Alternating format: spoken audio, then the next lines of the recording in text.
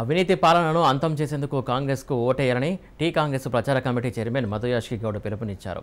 రంగారెడ్డి జిల్లా ఇబ్రహీంపట్నంలో కాంగ్రెస్ ముఖ్య కార్యకర్తల సమావేశం జరిగింది. కాంగ్రెస్ అభ్యర్థి మల్రెడ్డి రంగారెడ్డి ఆధ్వర్యంలో వివిధ పార్టీల నాయకులు కాంగ్రెస్లో చేరారు. రాష్ట్రంలో రాబోయేది కాంగ్రెస్ ప్రభుత్వమేనని చెప్పారు. ప్రతి కార్యకర్త పార్టీ కోసం పనిచేసి అభ్యర్థులను గెలిపించుకోవాలని కోరారు.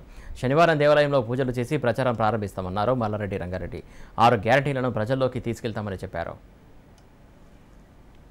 నియోజకవర్గంలో గెలిపించడానికి కూడా పార్టీలో కొన్నిసార్లు ఇబ్బందులు ఎదుర్కోవాల్సిన పరిస్థితి వస్తూ ఉంది.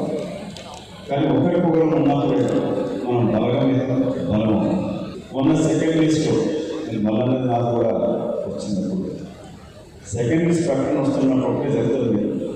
ఇబ్రాహీంపట్నం మళ్ళీ సిపిఎం అడుగుతున్నారో చెప్పి ఆపించే ప్రయత్నం చేస్తాను. నేను ఒకటే చెప్పినాను, నాకున్న అనుబంధం చెప్పి మీకు ముగిస్తాను. ఇబ్రాహీంపట్నం సీట్లు అమలు చేస్తేనే నా ఎమ్మెల్యే సీట్లు అమలు చేయాలి.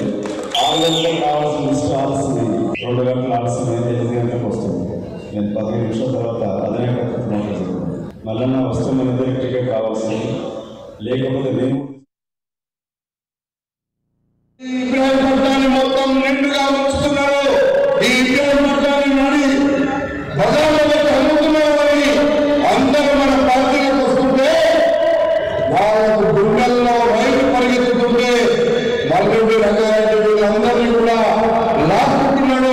వాళ్ళకు అబద్ధాలు చెప్తున్నాడని ఏ ఒక్క సోదరుడైనా ఎవరైనా ఒక మన నాయకుడు మీరు జవాబు చెప్పకుండా ఉంటే వీళ్ళకు బుద్ధి రాదు అని చెప్పి సందర్భంగా మనం చేస్తున్నాం.